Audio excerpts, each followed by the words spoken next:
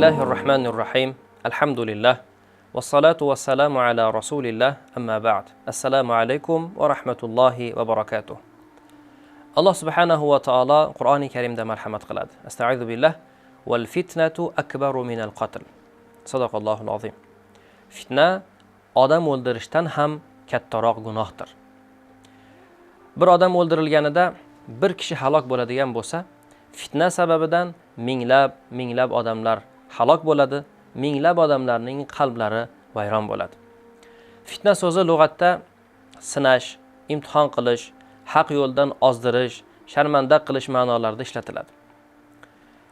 Payg'ambar alayhissalatu vassalom ummatlari 70 dan ortiq firqalarga bo'linib ketishi haqida va o'zlaridan keyin katta fitnalar bo'lishi haqida sahobalarni, musulmonlarni ogohlantirganlar. Payg'ambar alayhissalatu vassalomdan keyin Abu Bakr va Umar radhiyallohu anhuning davrlarida fitnalar bo'lmadi. Musulmonlarning ichida ichki nizolar, tarafkashliklar bo'lmadi. Hazrat Umar radhiyallohu anhu bir kuni sahobalarga aytdilarki, Payg'ambar alayhissalatu vassalomning fitna haqidagi hadislarini kim biladi dedilar. Huzayfa ibn Yamon radhiyallohu anhu aytdilarki, men Payg'ambar alayhissalatu vassalomdan kishining molidagi, ahlidagi fitnalarini namozi, sadaqasi o'chiradi deganlar dedi.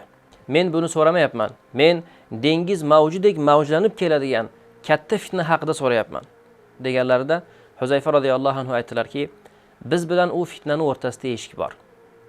Hazrat Umar aytdilar, u eshik ochiladimi, sindiriladimi? Sindiriladi. Unday bo'lsa dedilar Hazrat Umar, qiyomatga qadar yopilmas ekan dedilar.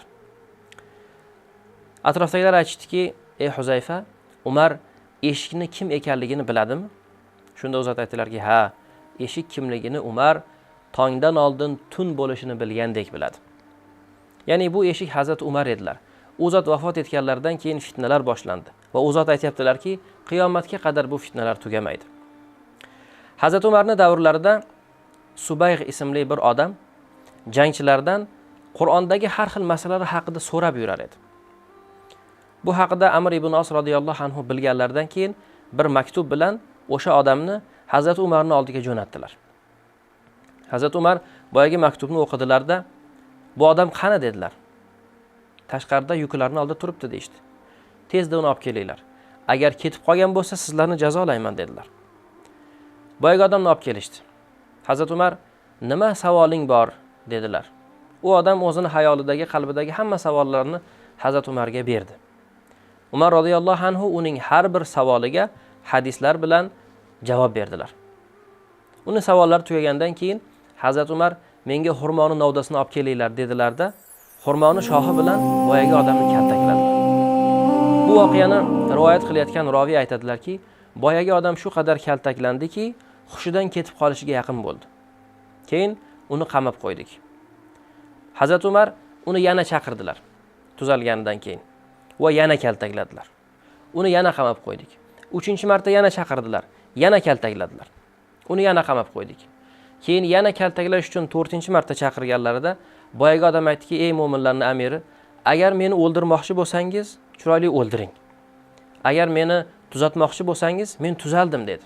Ya'ni meni tarbiya qilmoqchi bo'lgan bo'lsangiz, men tarbiyalanib bo'ldim dedi. Shunda Hazrat Umar uni chiqarib yubordilarda Abu Musa Ash'ari radhiyallohu anhu ga maktub yozdilar. Bu odam bilan musulmonlar gaplashmasin. Bu bilan birga o'tirmasin dedilar. Chunki u odam fitnachi odam edi. Savollariga javobni ulamolardan olsa bo'lar edi.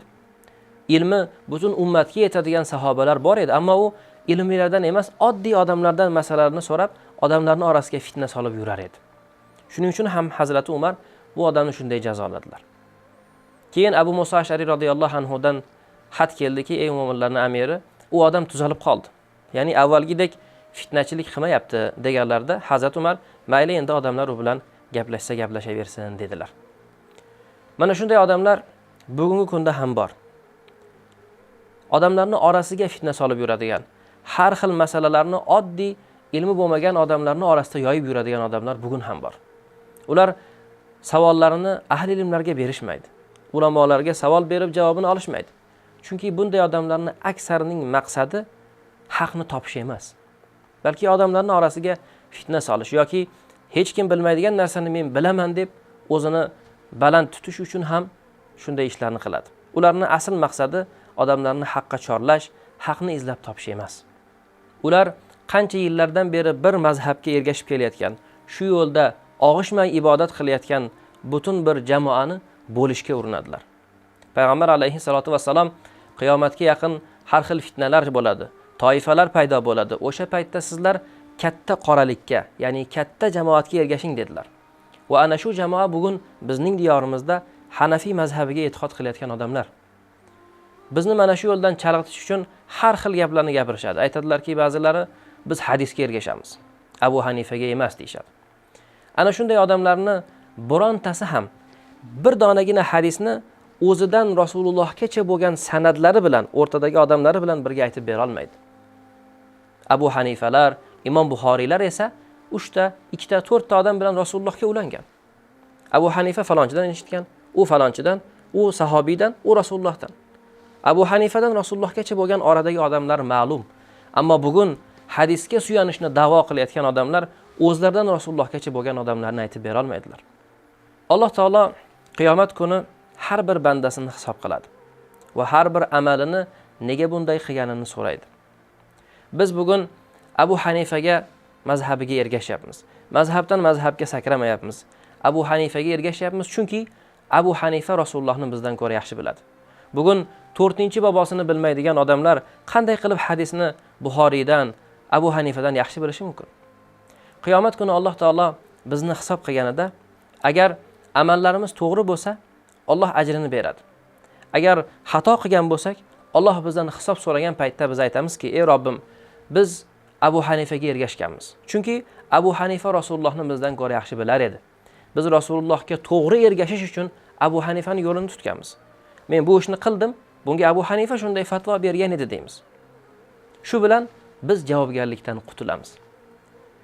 Alloh taolo Abu Hanifadan buni dalilini so'raydi. U zotlar esa gaplarga javob beradigan odamlar. Ammo har bir masalada hadisga suyanaman deb mazhablarni inkor qiladigan odam Allohning huzurida ham har bir amaliga o'zi javob berishi kerak.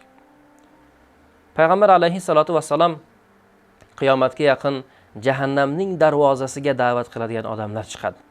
Kim ularning da'vatiga javob qilsa, ya'ni ularga ergashsa, jahannamning tubiga uloqtiriladi deganlar.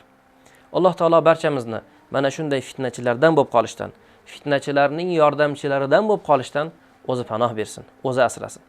Alloh taolo Qur'oni Karimda astag'izu billah wa'tasimu bihablillahi jami'a va la tafarraqu dedi. Allohning arqonini mahkam tuting, firqalarga bo'linmang dedi. Alloh taolo barchamizni to'g'ri yo'lda sobit qadam qilsin, o'zi bizlarni solih bandalardan aylasin.